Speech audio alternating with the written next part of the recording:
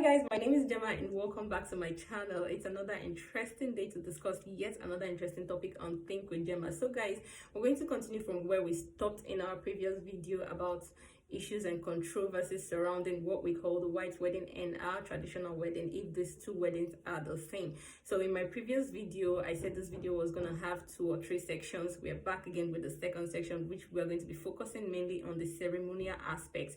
In that last video, I was able to tell us 1 or 2 reasons why these 2 weddings are not the same. Like I said, this video is going to be focused majorly on the ceremonial aspect, because when these controversies arise on social media, I go to the comment section, I see what people have to say. I got to understand that most of the problems and issues we have with this particular wedding is based on the ceremonial aspect of it. We are not really looking at what these 2 weddings mean to us as a people, so we just focus on the ceremonial aspect. We focus on the fact that we were colonized, or some of these cultures were borrowed, and we capitalize on it and try to jeopardize a whole lot of things about holy matrimony.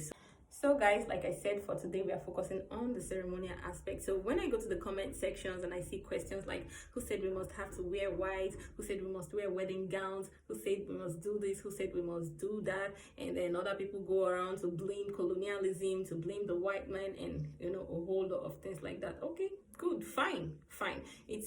It's, would I say, fortunate or rather unfortunate that the white man brought Christianity to us and then passed down some of these traditions of the way and how they do things to us.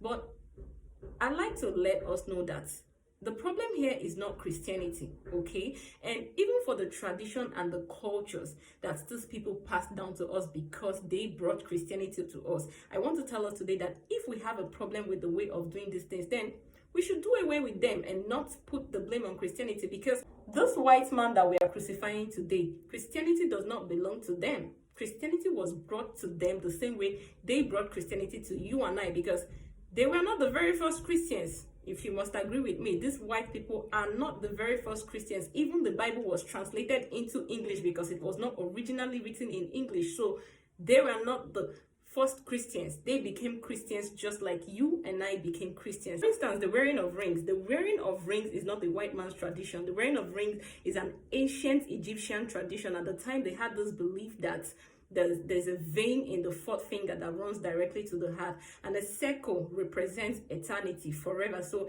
in time past, people gave their lovers rings on their 4th finger as a symbol of their love. Okay, during the time of the old, when kings had to conquer territories and everything, I think the Greeks conquered the Egyptians and they borrowed this tradition. In the same way the Romans conquered, they borrowed the same tradition, and it transcended from one place to another. And today the wearing of ring is something that we do in the whole world at large. And then when you trace back, you get to see that this particular thing was the culture of a particular people. I mean, it originated from somewhere, but somehow it has been able to move from one people to another. For instance, today in our traditional marriage ceremonies, Igbo brides dress like Edo brides.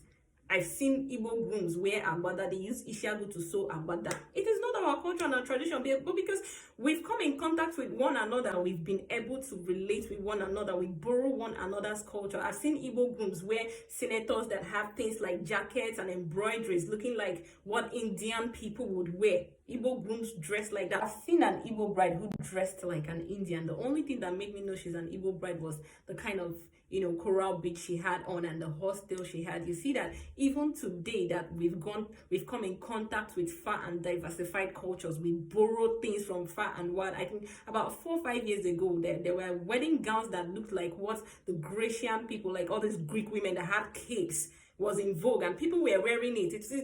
That pattern of dress was not the white man's own. It belonged to the ancient, Greek people, the Grecian women, the kind of things we put on our hair, not even crowns anymore. The kind of flowers people hold today, the ring flowers, you put it on your head, even the throwing of petals. This is where, the Persian people's culture, the Greek people's culture, the way they dress, the way they put flowers on their hair and everything. But we borrowed it today. We dress like that to go to the altar today, and because we like it, we're doing it, it's fine. Even today, our Muslim sisters now wear wedding gowns with lace-trimmed hijabs. How did they learn it? Where did it come from? They found a way of incorporating their own into the already existing system, and every day we keep picking things from different people and keep doing it. So I don't see why we should have a problem with the way we celebrate these things, because we have chosen to celebrate today. I believe that we have chosen to celebrate the way we want to celebrate. Okay, now for the issue of who said it must have to be white, the church.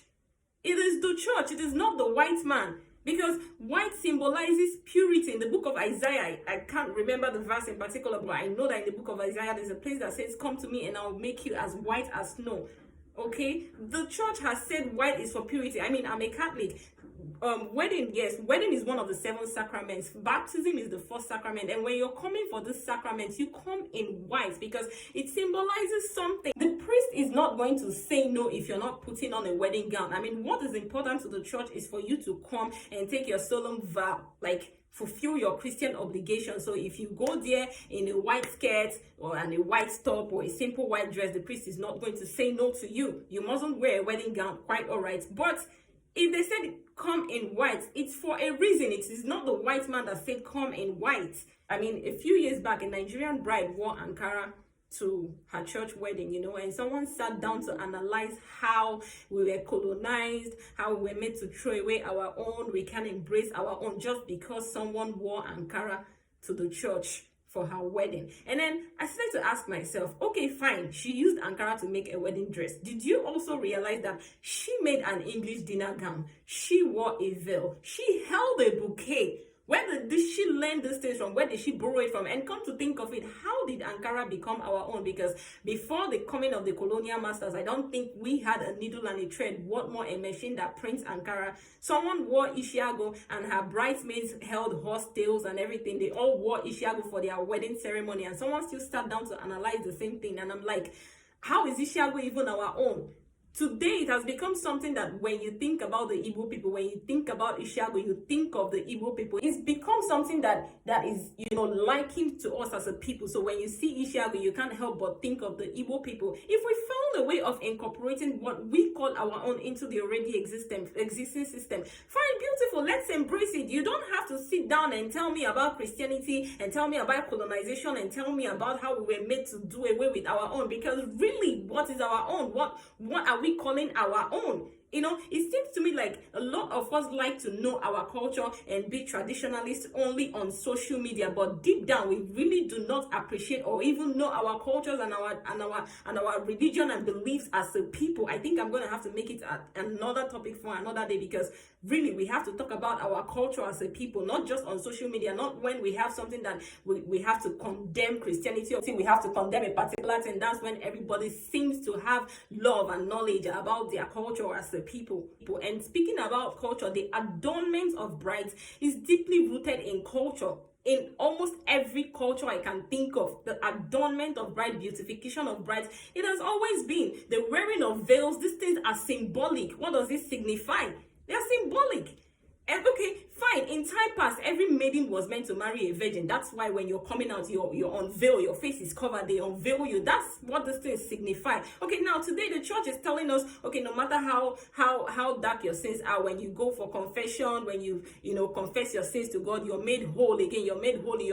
You can come to God as you are. He's purified you again. And then when they ask you to come in white, you're sitting back there to ask them, who said you should come in white? No, let's leave it to our tradition. When if you don't get married as a virgin, they stone you to death. So the church is calling us to, calling us back to God in a way. And these things they are doing is to help us, is to help our Christian faith. And then a whole lot of us sit back to think that, oh no, because we were colonized, we shouldn't, embrace this thing. If you don't want to have a ceremony, the same thing is likened to our traditional marriage ceremony, because if you sit in a parlor and do everything the tradition requires, you have married a bride and is as valid. Same way, if you go to the altar to fulfill your Christian obligations by taking the vow, whether it's in the early morning mass, whichever way it pleases you, it still stands valid. So if you do not want to have a ceremony, do not have a ceremony. If you want to have a ceremony, please celebrate and leave it the way it is, okay? So for me, I think what should matter, or the important questions we should ask, is the significant importance of these things. When you try to look at it that way and find out the significant importance of these things, you would leave the rest as it is. If you want to have a ceremony, fine. If you do not want to have a ceremony, it's still okay, because you have done what you feel is important. And as for the ceremonial aspect of it, yes, the white man colonized us, and they showed us their own way of doing some of these things, in which today we have still left some of the ways they taught us, and we now do what we feel is in vogue, what we feel is trendy. Because I know that these white men, the British people that colonized us in particular, are a people of culture, and up till today still uphold their cultures, in which we have even left some of the culture they passed down to us, and we are borrowing from different places and different people, because the world is a global place now. We've seen a lot. So I mean, I really don't see how we should keep bringing that as a problem when it's time to,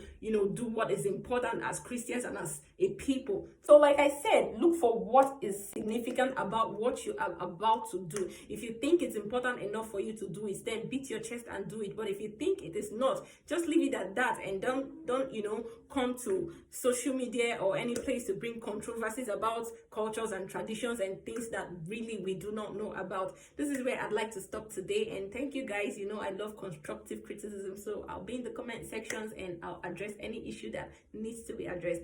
Thank you guys. Bye.